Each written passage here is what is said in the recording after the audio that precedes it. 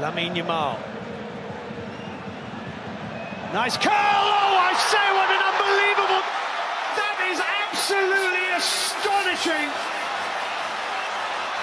He becomes the youngest player ever to score.